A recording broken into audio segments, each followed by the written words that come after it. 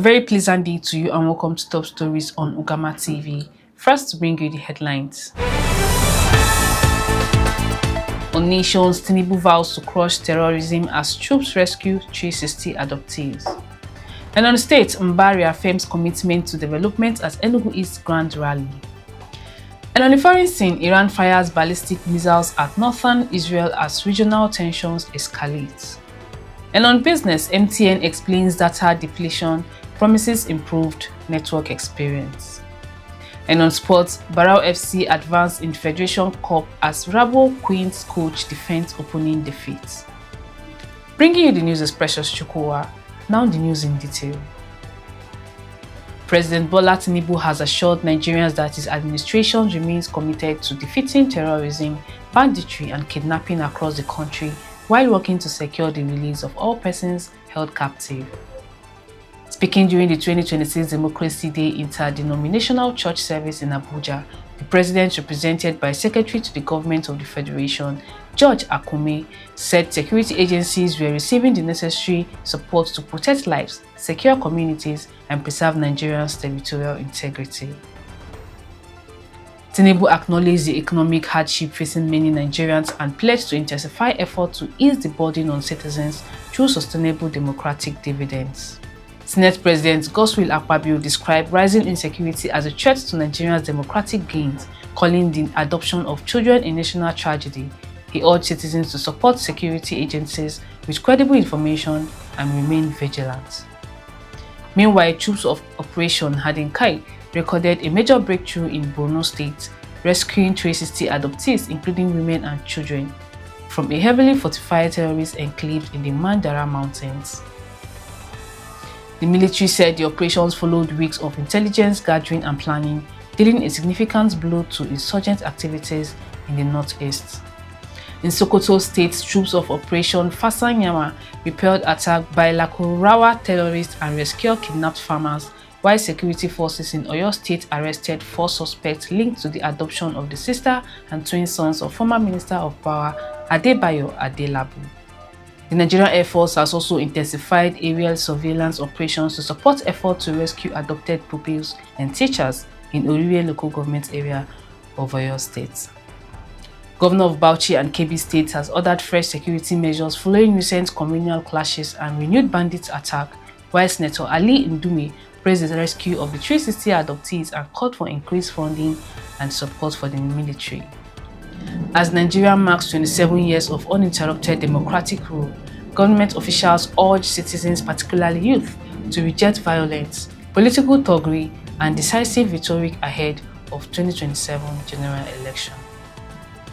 Moving on to states, Governor Peter Ndubuisimba has reaffirmed his administration's commitment to inclusive development and people-centered governance, following a massive turnout of the Ofuobi Mega Rally in Enugu East Senatorial District. Addressing supporters and stakeholders at the rally, Mba described the gathering as a demonstration of unity, shared vision, and collective determination to advance the development of Enugu State. He said the trust and support of the people remain the driving force behind the achievements recorded by his administration, assuring residents that efforts would continue to ensure that no community is left behind in the state's development agenda.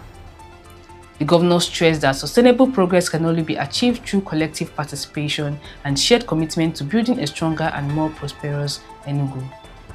Mba thanked residents for their overwhelming support and solidarity, describing the Enugu East Grand Rally as more than a political gathering, but a celebration of hope, unity, and a common purpose. He expressed optimism about the future of the state, insisting that with the people at the center of governance, greater achievements lies ahead. According to him, the strong show of support at the rally reflects the confidence of the people in the administration's vision for a better Enugu. And on the foreign scene, tension in the Middle East has risen again after Iran launched ballistic missiles towards northern Israel on Sunday, marking its first such attack since a ceasefire halted hostilities between Iran, Israel, and the United States in April. The Israeli military confirmed the missile's launch, describing it as the first direct strike from Iran since the fragile truce came into effect 2 months ago. The attack followed renewed threats from Iranian officials after Israeli forces carried out airstrikes on the southern suburb of Beirut, targeting positions linked to Hezbollah, a key Iranian ally in Lebanon. There were no immediate reports of casualties from the missile strike, according to Israeli authorities. The latest development comes months after a major conflict involving Iran, Israel and the United States. The confrontation, which began in February, saw weeks of intense airstrikes and missiles attacks that resulted in thousands of casualties, mainly in Iran and Lebanon, while also raising concerns across global markets. Although the ceasefire has largely held since April, efforts to reach a lasting peace agreement have yet to produce a breakthrough. Negotiations remain ongoing as international leaders push for a diplomatic resolution. Reacting to the latest escalation, US President Donald Trump called for restraint from all sides, warning that any retaliatory actions could further destabilize the region. Trump said he has been briefed on the situation and expressed optimism that a negotiated settlement remains possible, urging leaders to avoid steps that would reignite a wider conflict. Observers say the latest exchange highlights the fragile nature of the current throes and the continuing risk of renewed hostilities in the region. Let's go on a short break. When we return, we bring you business and sports. Stay with us.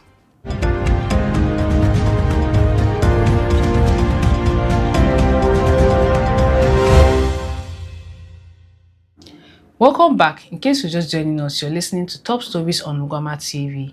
Now to the rest of the news. And on business, MTN Nigeria has addressed growing concerns over rapid data depletion among subscribers, assuring customers that it remains committed to transparency and improved service delivery. The telecom operator gave the assurance during a public customer engagement forum in Lagos Star Data on Trial, a platform created to address complaints and questions surrounding data consumption on its network. Speaking at the event, MTN Nigeria Chief Executive Officer Karl Toriola encouraged participants to openly express their concerns about data usage and service quality, assuring them that the company was committed to providing answers and improving customers' experience. During the session, subscribers raised questions about what they describe as unusually fast data depletion and sought clarification on steps taken by the company to resolve such complaints. Responding, members of MTN technical team explained that the company has previously invited customers to its operational facilities to demonstrate how data is consumed and monitored on the network. The team maintained that MTN operates with transparency and will not deliberately deplete customers' data for profit. They attributed varying data consumption patterns to factors such as device settings, application usage, software updates, and growing demand for high-quality digital content. MTN also disclosed plans to increase investment in telecommunications infrastructure upgrades aimed at enhancing network capacity, improving service quality, and ensuring a more seamless customer experience across the country. Running up on sports, Barao FC defender Orji Kalu has praised the Sunshine Stars under-19 team after his side secured a hard-fought 2-1 victory in the round of 16 of the President Federation Cup in Abuja. Speaking after the match, Kalu described the Sunshine Stars youngsters as a strong and competitive side, noting that his team had to give their maximum efforts to secure qualification. He stressed that football is unpredictable regardless of age or experience, adding that there is no distinction between senior and junior teams once the game begins. Kalu also stated that Barao FC have shifted their attention to the next stage of the competition as they continue their quest for Federation Cup success.